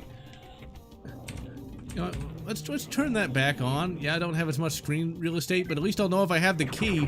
I'm wandering around looking for the key that I already have. Brilliant. Absolutely brilliant, Gearbox. You couldn't have the key show up too. Goddamn Randy Pitchford. I mean, Mr. Pitchford. Resurgence is a pretty good game if you like. Dark Pictures. Never heard of it. Alright. We got the red key now. At least we know we have the red key. I swear the EDU32 HUD is better than this. Okay, so... Okay, good. We got the pipe bomb here. Alright, so when we go in here, we have to drop the pipe bomb on the top of here because if we don't, we'll be exploded, and that's bad. Being exploded, not good. And that explosion goes really far, too. And hello, JJ Pop 123. I know there's a secret level somewhere, but I don't know where. I'm not going to try to find it. There's Riker and Star Trek Resurgence. No, it's Jonathan Frakes, not Jonathan Frank. Oh, crap. I'll kick you in the face with a size 13 boot. It's like, you know what they say about people with big feet? What, that their shoes are expensive?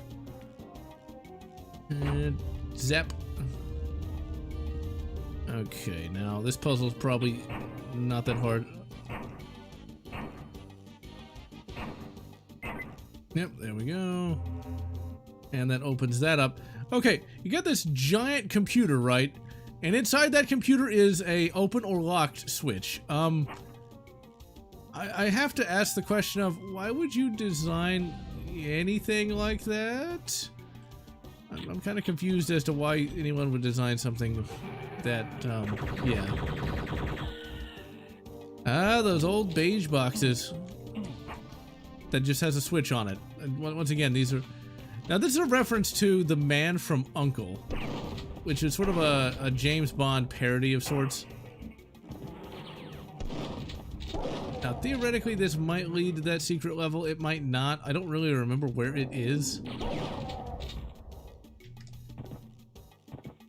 Okay, I can't get in there. Well, let's see. Let's go ahead and blow that up, and that should lead to nowhere. Okay, I don't know what you're supposed to do. And that's just that. What is the point of that? There might be a switch somewhere in here, but...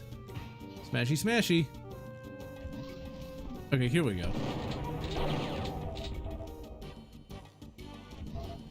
It's been so long since I played this game, I do not remember this at all.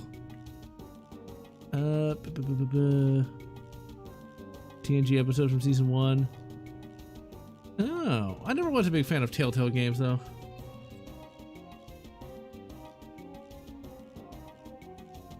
Oh, yeah, I remember that level in Pigsty, actually. You might have to go to that level. In fact, let's go there now. Because I know that level In fact, I usually can find it. Piece of cake. That level basically takes you to the Area 51 from Independence Day. I'll be back. I should not have walked into the flames. Also, lard. Doesn't say LAPD, it says lard. Now, I can tell you, if this game were made today, what would happen is, the game would stop, some music would play, they'd zoom directly in on lard, it's like, lard. Instead, you have to notice it for it to be funny. That's called subtlety. Oh, you goddamn pick up. So once we finally get the yellow key, we can go in there. The judge will be named Dredd. Once again, in a modern game, what would happen is they'd zoom into that. They'd probably like play a little bit of the Judge Dredd theme and then move on. Okay, I need weapons badly. Yeah, this is a pretty damn good level. The worst part about Duke Nukem is some of the levels are just a little too convoluted. Like, we're getting real hexany. God damn it. And it's really tough. I do have a Discord server, but I don't really leave an open link anymore because I got hacked a while back.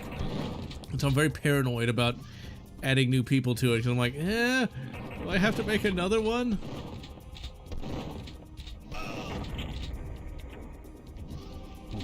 It's kind of funny, when I did get hacked, what ended up happening is I took a shower and everything was fine. When I got out, Discord had been blown up and a bunch of people had been texting me like, your Discord's hacked. It's like, really? I take a shower and I'm gone for like 5 minutes and the whole world is coming to an end. It's like, come on, can't a guy take a shower in peace? But yeah, that's why I don't really have an open link anymore. I sometimes think to put it in the chat, but I just don't really use Discord as much as I used to anyway. I think in the next update vlog, I'll go ahead and put a temporary link. But yeah, I just don't want to get hacked again. You spend a lot of time setting up a Discord server just to have somebody completely blow it up. Make my day. And see, December 2007. I remember it well. What's kind of crazy is December of 2007, I was 18 years old. And I was still an emo at the time. Which is kind of embarrassing today, but man, back then I thought I knew everything. It's like, the world is like dark, man, and it's like, people just don't get it, man. It's like, oh god, shut up, please. Okay, so. Where is that door? At least I know what keys I have and what keys I don't. Yeah, 2001 was a great year for gaming. And I had, yeah, all those games. I didn't like BioShock that much. I need to play that game again. Because I remember I used to be really down on BioShock for some reason. What's the difference? BioShock is actually kind of interesting in that there's a crate you can find that says Lotz and Sons, which I thought was the coolest thing ever. I gotta play BioShock again. I think I hated BioShock because I felt like it took attention away from like classic first-person shooters. I think. Bitchin'. Oh, stop your bitchin', Duke. One day you'll be popular again. One day when you can finally escape Randy Pitchford's basement.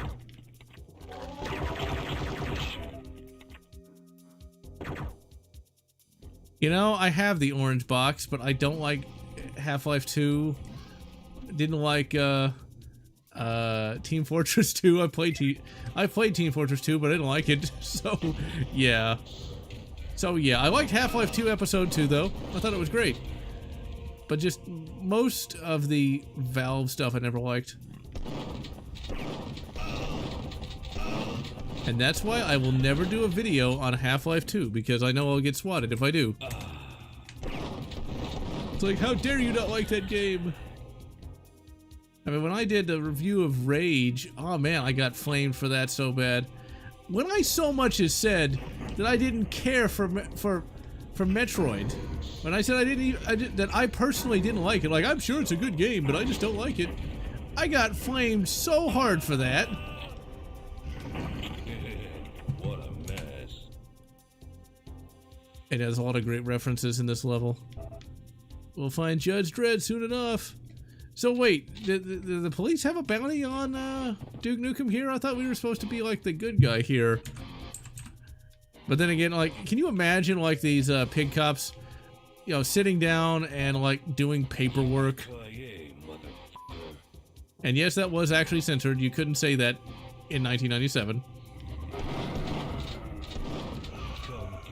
Like, can you imagine them actually just sitting down and like doing 15 hours of paperwork? How much paperwork do you need to do for like a Duke Nukem related mission? You know, like they send out one of these pig cops to try to take down Duke Nukem.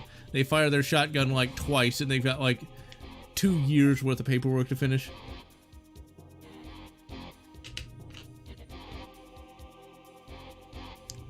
Well, Anthony Jordan, you're one of the more sane people out there then, because I know if I ever talked about Return of the King with anything less than glowing praise, yeah, I'd get flamed so hard. You get flamed for any of these things if you dare touch a sacred cow. Like, I know it's not a bad movie, but I just don't like it.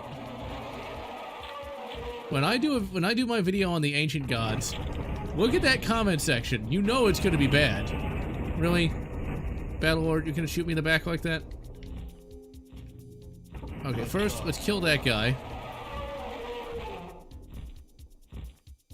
When I complain about Doom Eternal and the Ancient Gods, look at the comment section. It will be flooded with, how dare you not like the game? You just don't understand it, man. You don't understand the genius of the Ancient Gods. Okay, let's... So help me, Duke. So help me, Duke, indeed. Alright. Judge Dredd.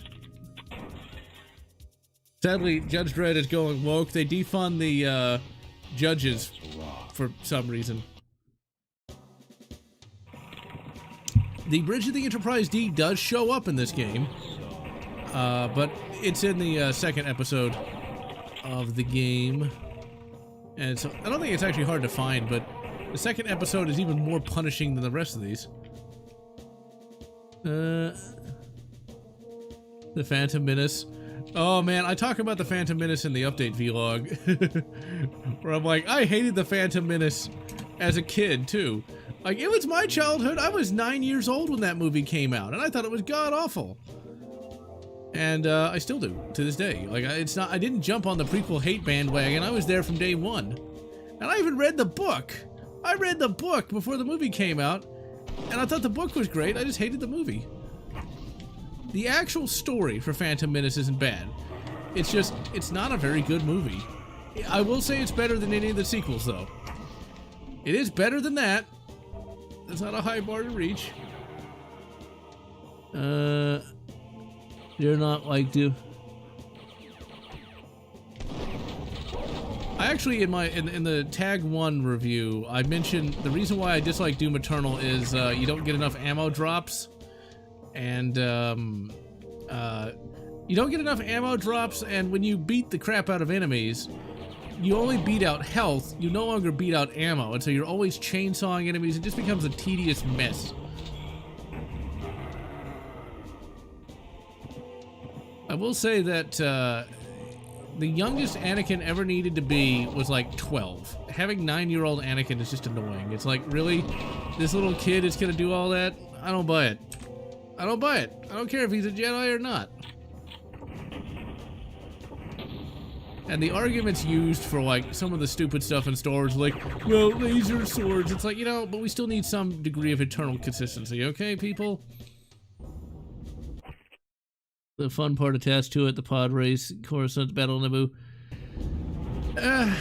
I will tell you this. Episode 1 did give us the in-1 starfighter, and that's a big deal, because that is a really awesome starfighter. I've got a bunch of models of that thing. And I even liked Queen Amidala's ship, too. Boom! And I guess that is the first time we ever saw Coruscant in a movie. And for all those people who said that the EU wasn't canon, well, why didn't George Lucas call it Had Abaddon? That's originally what it was supposed to be called, and that's a shit name. Smashy smashy. Okay, now we're not actually going to beat this level, because this is kind of a difficult level. The only thing I want to do is find that Independence Day ship. I know that Independence Day is kind of hated these days, but I still love that movie. I mean, you know... Okay, let's jump down here. And I missed that, like an idiot. Okay, well, thankfully, we can just rewind all the way back here. I really do like Will Smith. Before he became a, sad white knight simp, he was, like, really awesome at that point in time. Ooh, Jedi Starfighter. I gotta do a video on that at some point.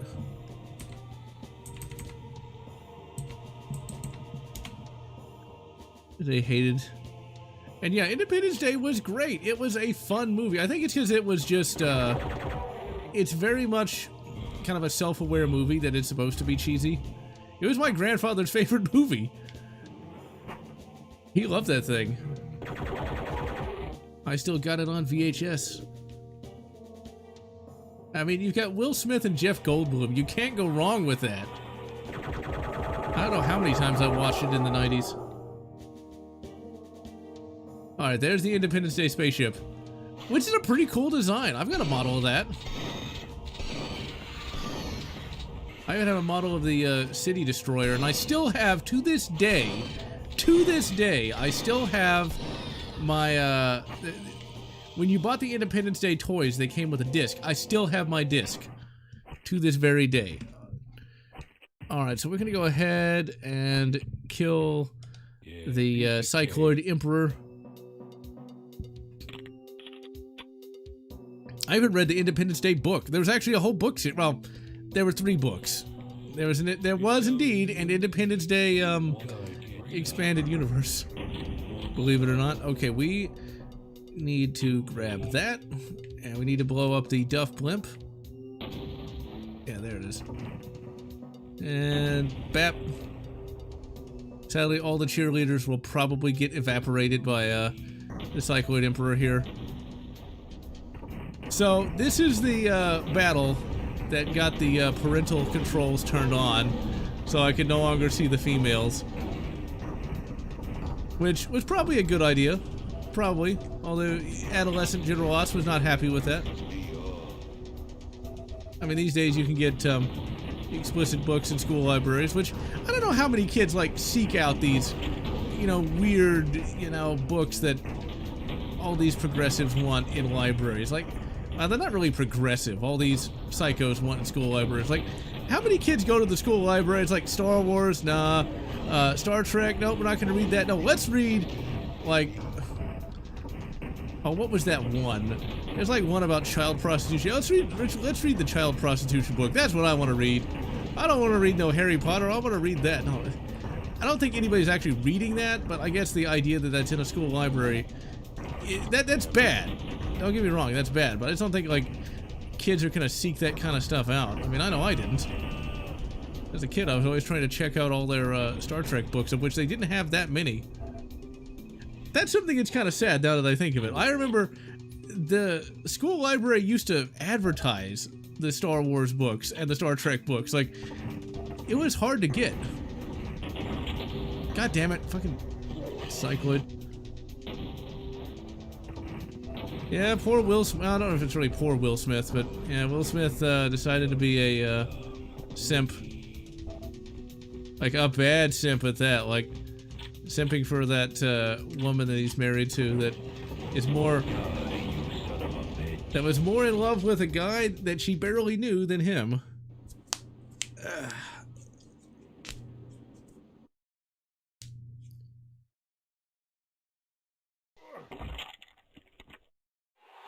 Game over. I remember him saying, it's good. Not that, but whatever.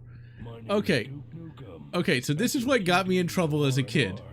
I'll be ready for more action. You got this horribly compressed voices. I'm ready for some action Now remember,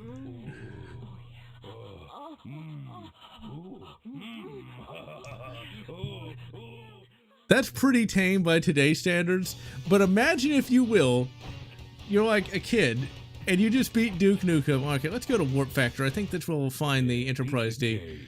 You just beat Duke Nukem and your grandmother's in the same room as you when that plays. Oh my god, I wanted to run out of there. But yeah, that's what got the parental controls turned on, was that. It's like, but of course my grandmother would be in the same room when that plays. You know, it's like, well, you see, it's just a game where you shoot aliens. It's not sexually explicit at all. But back in 1996, that was a big deal. That was like the equivalent of GTA hot coffee, okay? It was the equivalent of that. Well, I mean, you can't blame, you know, my parents from like turning off that, okay? Like, it's Duke Nukem having a sex scene. I was like 10 years old at the time, so it's justified. It's justified. Because like, that's one of the things that people like to complain about. It's like, well, you can't show like kid sexual content, but they can shoot stuff. It's like, I'm shooting a lizard alien, okay? That's not real. Whereas, you know, I don't know. I can see the logic to a certain extent. But still, though, that was one of the more embarrassing things from my childhood. It's like, of course she'd have to be in there when that happened. You know, the whole game is pretty tame, but then that. Like, GTA thought they started it. Nope, it was Duke. At the forefront of, oh my. Alright, we're gonna try to find the Enterprise D bridge. I don't know if we'll be able to. Because, like I said, these levels are a little difficult, especially compared to the rest of the game. Okay, where are we? We got the blue key. Okay, the blue door's probably over there, but we have nothing to...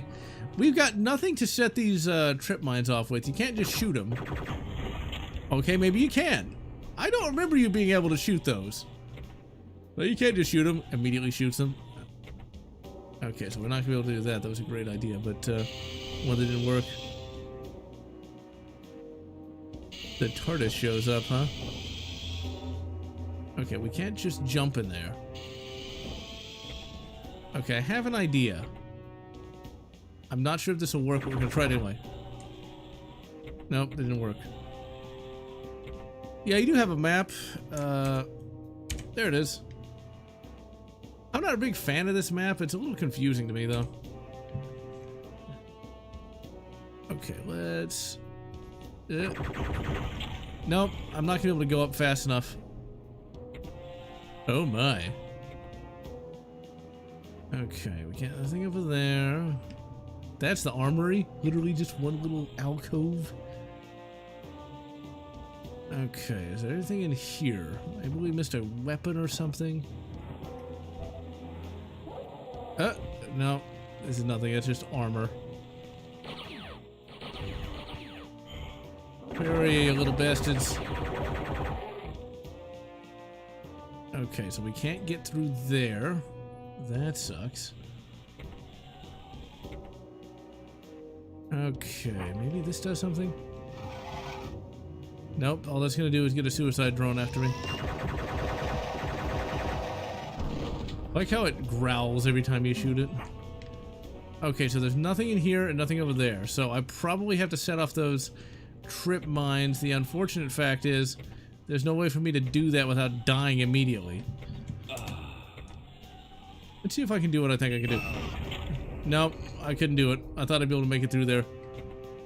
Huh. I don't think God mode's gonna work with this. Nope, it does.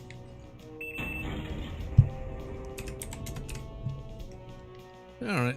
That was easy enough. So we did need to go through there, but I had nothing to set those off with. I think if I had actually played this sequentially, I would have had something. But whatever. Busy until Yakuza. I've not played a single Yakuza game. I'm aware they exist. Never really had much interest in them in any meaningful way. Just, eh. Another suicide drone. Yeah. The secret next to the elevator had pipe bombs. Finished RoboCop. Barely finishing Baldur's Gate 3.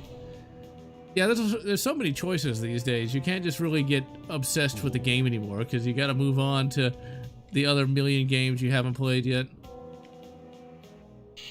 Alright, we're going to continue trying to find the Enterprise D. It's got to be here somewhere. Oh, I remember this level. This is actually one of my favorite of these episode 2 levels here. See, while these can get a little dull, they have a lot of wide open areas that you can eventually get to, like right here, which was really neat for 1996, and still is kind of neat today. If you had this in like Unreal 4 graphics, it would look amazing. Really rough patch last year.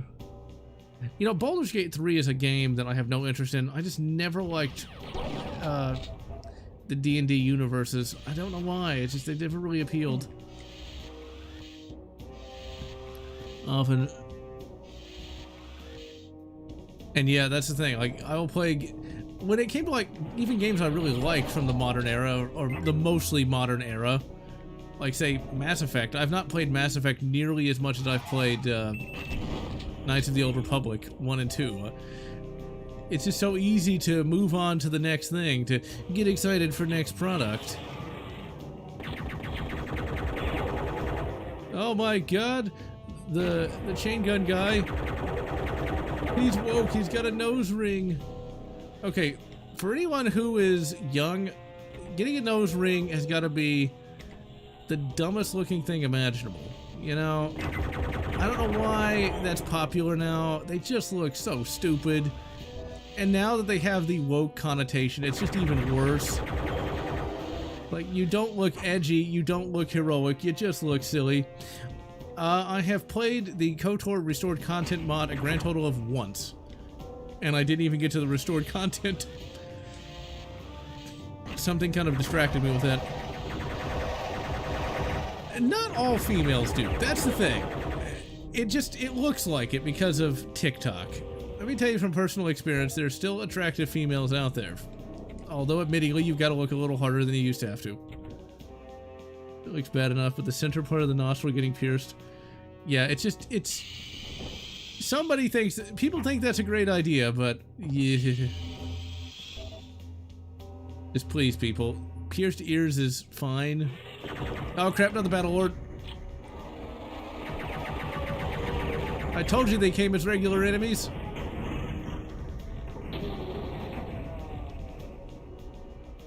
Alright, now if the Enterprise D bridge is not like...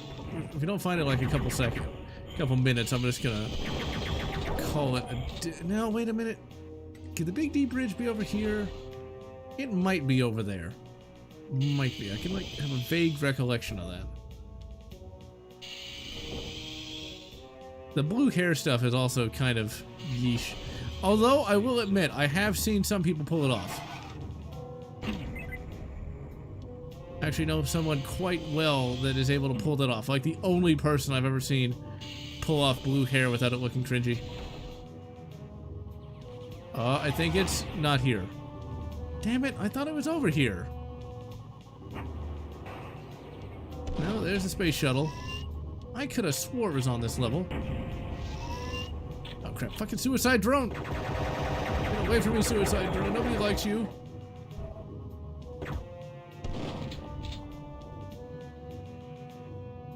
Let's see, so where the hell is that? Maybe it's over... Just standing in front of a wall, hoping for it to do something. Okay, that opened up... Yeah, that opened up that. Okay, maybe it's further in this level. Actually went to a con about a decade ago that had a, holy crap. Okay, let's just run in here anyway. I think we have to go through here. There it is! That either had a restored Enterprise D bridge or the original. No, it wasn't on this level. Ah, well. It was either the restored Enterprise D bridge or the original. I actually got my picture taken on it, but I was in the wrong uniform. Ah, well. I don't know where that Enterprise D bridge is in Duke. Maybe they took it out for this version because of licensing issues, but whatever. In any event, I'm General Lotz, and I want to thank everybody for showing up. Had a lot of fun, and I'll see y'all next time.